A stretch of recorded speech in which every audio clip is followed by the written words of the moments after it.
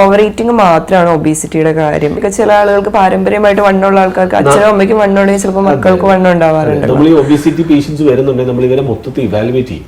എന്താണ് reason for?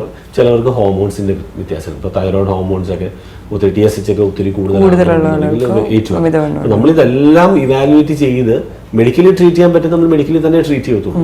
ഈ ഡിപ്രഷന്റെ അല്ലെങ്കിൽ ആന്റിസൈക്കട്രി ഡ്രഗ്സ് കഴിക്കുന്നവർക്ക് ഒബിസിറ്റി കൂടാം. അങ്ങനെയൊക്കെ ഉള്ളവർ നമ്മൾ ഡ്രഗിനകത്ത് കുറെ ചേഞ്ചസ് വരുത്തുകയും അല്ലെങ്കിൽ അതനുസരിച്ച് നമ്മൾ അതെല്ലാം നോക്കിയിട്ട് നമ്മൾ വർക്കപ്പ് ചെയ്തിട്ടേ നമ്മൾ ചെയ്യൂ. പലരും ഫുഡ് സ്കിപ്പ് ചെയ്യുന്നു, കുറെ ഈ എന്താ പറയാ കുറെ ഫോറിൻ ഡയറ്റ്സ് ഫോളോ ചെയ്യുന്നു. അങ്ങനെയുള്ള സാധനങ്ങൾ നമ്മളെപ്പോഴും പറയുന്നത് സ്മോൾ ഫ്രീക്വന്റ് മീൽസ് ആണ് പറയുന്നത്.